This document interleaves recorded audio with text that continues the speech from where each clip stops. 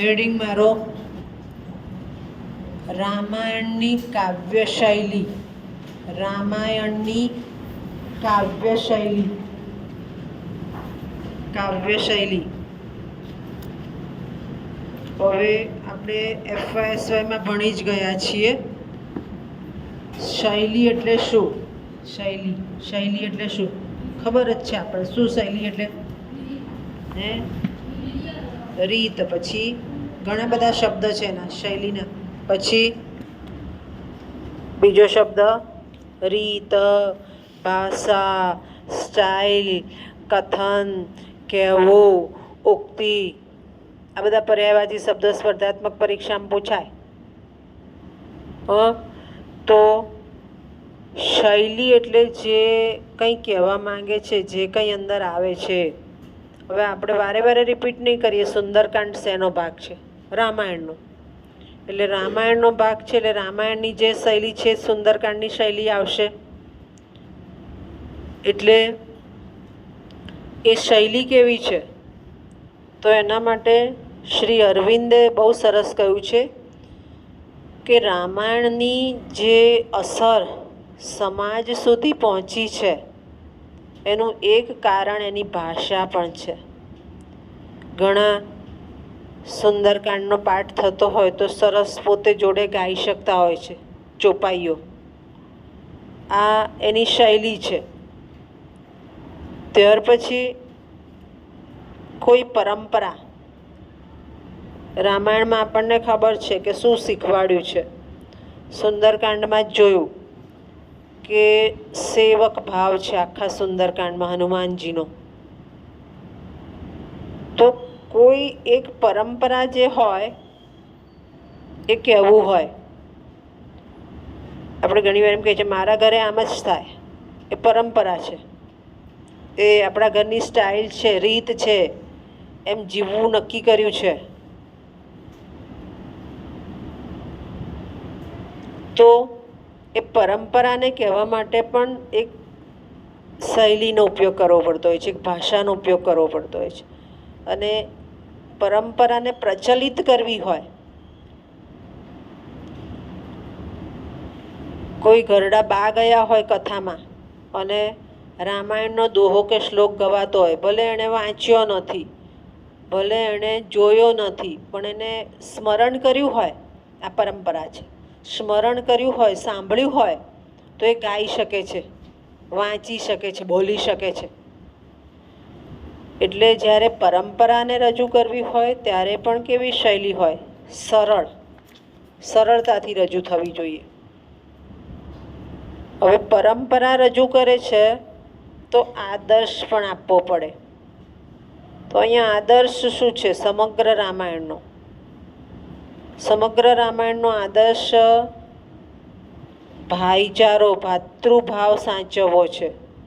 ચારેય ભાઈઓ એકબીજા માટે પોતાનું આપવા તૈયાર થાય છે। એમ નહીં કે મારું છે તો હું લઈ લઈશ। ભરતને ગાદી તો રામ કહેશે સારું હું જાઉં છું। રામ જાય છે તો લક્ષ્મણ કહે છે તમને એકલા ન જવા દઉં, હું આવું છું। એટલે ભાતૃભાવ બતાવ્યો છે, ભાઈચારો બતાવ્યો છે કે ઘરમાં સંપ રાખવો હોય તો ભાષા કે શૈલી કેવી હશે? સરળ હશે। ભાષા કે શૈલી સરળ નહીં હોય તો સામેવાળો સમજવા તૈયાર થતો નથી। એટલે ભાતૃભાવની પણ એક અસર, ચિત્ત, માણસનું ચિત્ત, માણસનું મન, માનસિકતા, તમારે ભાવના, લાગણી, ઉર્મી રહે કેવી રીતે એકબીજા પ્રત્યેનો સંબંધ સચવાય કઈ રીતે? તો માણસના ચિત્તમાં એનો સ્વીકાર થવો જોઈએ, માનસિકતા એનામાં આવવી જોઈએ કે ના મારા ભાઈએ કહ્યું એ સાચું જ હશે।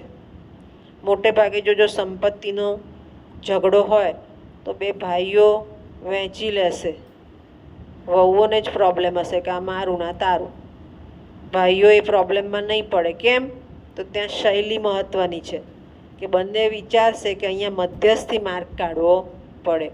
એ જ વસ્તુ અહીં બતાવી કે રામાયણની શૈલી ચિત્તને અસર કરે છે, માનસિકતા તૈયાર કરે છે કે આપણે કેવી રીતે વર્તવું। હવે આ તો જીવનશૈલી થઈ, એની અંદર કાવ્યાત્મક ભાવ ક્યાં છે? તો સુંદરકાંડમાં આપણે શીર્ષકમાં જ જોયું કે હનુમાનજી સેવક તરીકે ઊભા રહે છે સીતા માતા પાસે, તો ત્યાં શબ્દ માધુર્ય છે. સેવક આવ્યો અને બોલો સીતા માતા શું છે, એમ નથી કરવાનું. એને પ્રણામ કરીને ઊભા રહીને પૂછવાનું છે કે હું સંદેશો લઈને આવ્યો છું. એટલે શબ્દ માધુર્ય હોવું જોઈએ. ઘણાની આપણે ઘણીવાર કહીએ છીએ કે આની ભાષા એટલી બધી ખરાબ છે કે ત્યાં ઊભું ના રહેવાય. એટલે આ ભાષા બહુ મહત્ત્વની છે, બોલવું, વાણી બહુ મહત્ત્વની છે. શબ્દ માધુર્ય હોવું જોઈએ. બીજું, શબ્દાર્થ સંપૃક્ત હોવું જોઈએ. શબ્દાર્થ સંપૃક્ત એટલે હું એમ કહું કે અહીંયા આવો તો પેલાને સમજ પડવી જોઈએ કે બોલાયા કે અહીંયા આવો, કે ના બોલાવે તો સારું, એવું એ ન થવું જોઈએ. એટલે શબ્દાર્થ સંપૃક્ત, એની અંદરથી એને ભાવ મળવો જોઈએ કે શું કહી રહ્યા છે. એવી સુંદરકાંડની અને રામાયણની શૈલી છે. બીજું, વર્ણનાત્મકતા. વર્ણનાત્મકતા કેવું હોય કે એ જે અશોક વાટિકા છે સુંદર, તો સુંદર તે વર્ણન કેવું હોય તો આપણને આખી પ્રકૃતિનું, આખું નિસર્ગનું વાતાવરણ સ્પષ્ટ થાય. અશોક વાટિકાનું વર્ણન સ્પષ્ટ થાય. એટલે વર્ણનાત્મક શૈલી પણ હોવી જોઈએ. અને આ બધી શૈલી કેવી?